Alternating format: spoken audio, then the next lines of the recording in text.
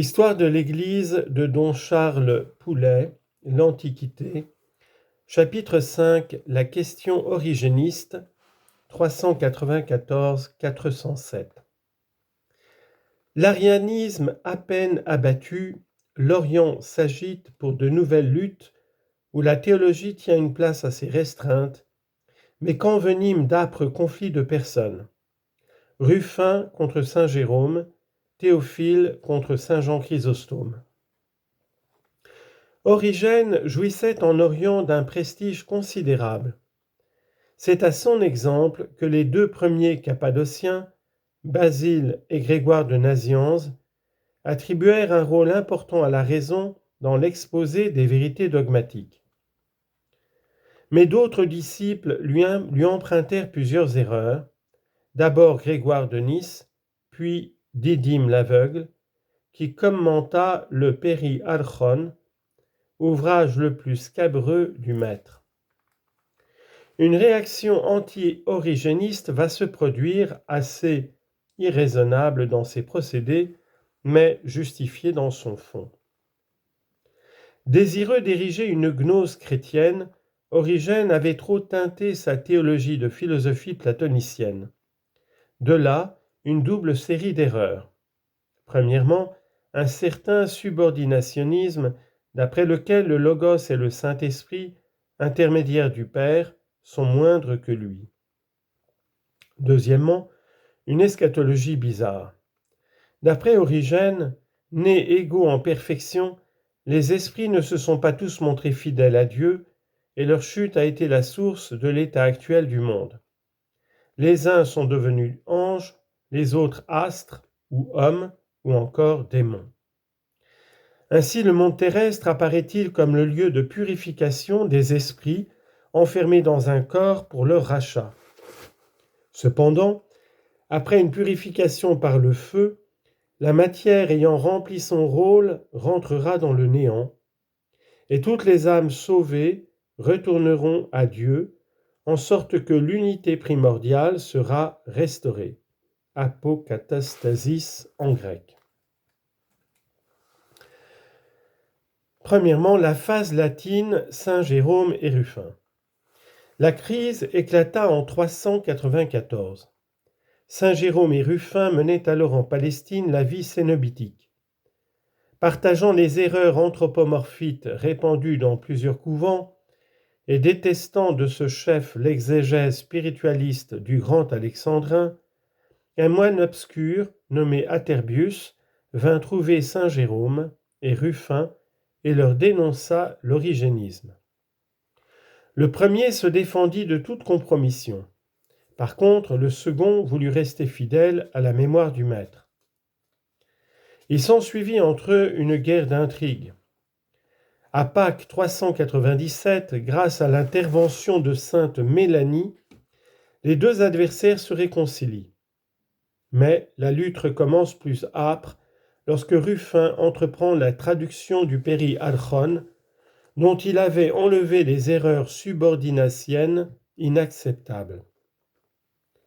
N'osait-il pas s'autoriser insidieusement de l'autorité de saint Jérôme, qui avait traduit autrefois les homélies d'Origène ?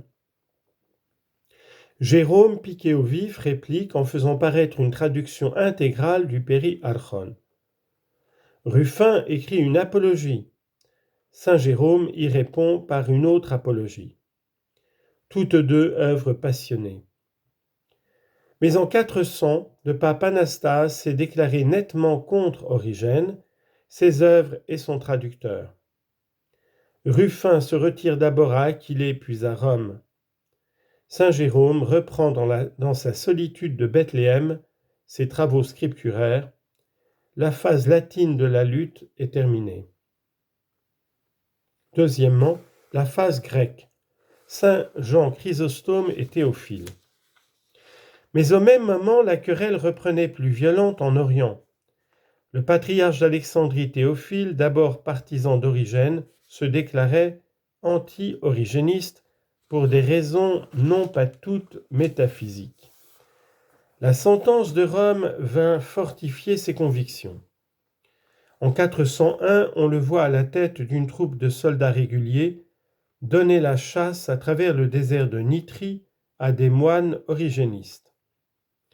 Les chefs des persécutés, les 4 longs frères, Dioscore, Ammon, Eusèbe et Eutyme, s'enfuirent à Constantinople où ils comptaient trouver appui auprès du patriarche Saint Jean Chrysostome. 347-407.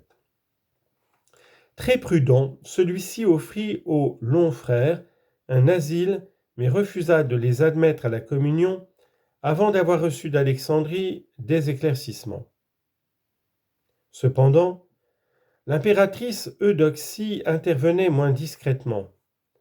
Comme les 4 longs frères formulaient contre Théophile de graves accusations, elle obtint de l'empereur Arcadius qu'il fût mandé à Byzance pour y comparaître devant un synode présidé par saint Jean Chrysostome.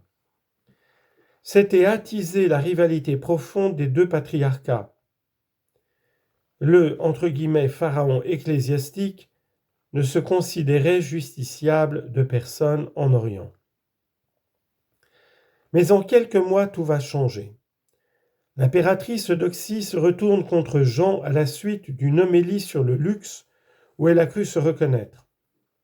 Théophile, qui avait différé par calcul de se rendre à Byzance, y arrive sur ces entrefaites. Nombreux étaient d'ailleurs les personnages ecclésiastiques mécontents de la rigidité de saint Jean Chrysostome.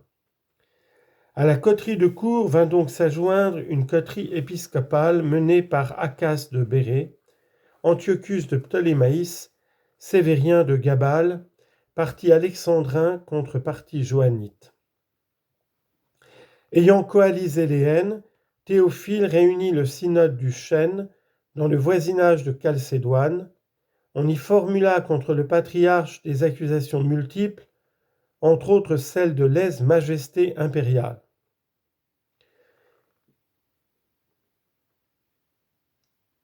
Chrysostome, contumace, fut déposé et exilé. Il n'était encore qu'en Bithynie lorsque, sur les instances de Doxie, apeuré par un tremblement de terre, il consentit à revenir. Ainsi va la fortune des patriarches byzantins. Une colère d'impératrice les chasse de leur siège, une frayeur d'impératrice les y ramène. 2 mois après son retour, saint Jean entrait de nouveau en conflit avec Eudoxie. Comme elle s'était fait élever en un lieu public une statue d'argent, le patriarche protesta et finit par comparer d'une manière à peine voilée l'impératrice à Hérodiade demandant la tête du Baptiste. Une seconde fois, Jean fut exilé, malgré les protestations de son peuple. Cependant, après enquête, le pape Innocent cassait le jugement rendu au synode du Chêne et envoyait à Théophile une lettre de blâme. Saint Jean n'en demeura pas moins en exil où il mourut le 14 septembre 407. Comme écrivain, il se rattache par son origine et sa manière à l'école d'Antioche. Les hautes conceptions métaphysiques ne sont pas son fait, mais il possède de l'écriture une connaissance littérale très sûre. Il la transporte dans son enseignement et il en fait la base, ne craignant pas au besoin d'illustrer de considérations grammaticales l'élucidation d'un passage difficile. Cependant, orateur populaire soucieux de moraliser, il passe ensuite aux enseignements pratiques. Sa facilité est prodigieuse. Il a le mouvement et la passion, la grâce syrienne parfois un peu molle, toujours élégante, souvent touchante. Il a surtout l'image, l'inépuisable invention de la métaphore juste et frappante. Il faudrait citer toutes ses homélies exégétiques et ses discours, ses lettres sur la vie monastique, sur la virginité, sur le sacerdoce. Ces épîtres ont un intérêt historique. Les dernières, les 2 lettres au pape Innocent Ier, écrites en 404 et 406, et les 17 lettres à la diaconesse Olympias disent la beauté de la souffrance chrétienne. Chapitre 6. La littérature latine au IVe siècle, Saint Jérôme et Saint Ambroise.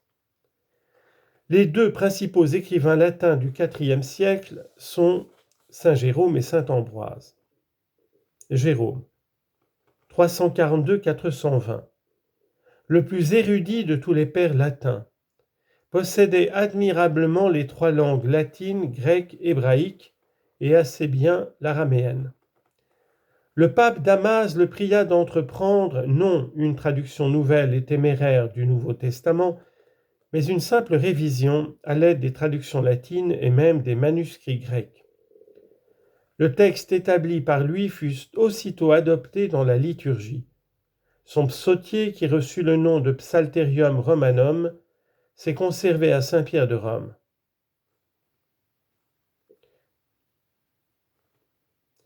Une fois installé à Bethléem, Jérôme résolut de contrôler aussi la traduction grecque des Septante sur le texte hébreu à l'aide des hexaplèses d'Origène. Il ne nous reste plus de ce travail que le livre de Job et le psautier. C'est le Psalterium dit Gallicanum qui figure maintenant dans nos Bibles latines.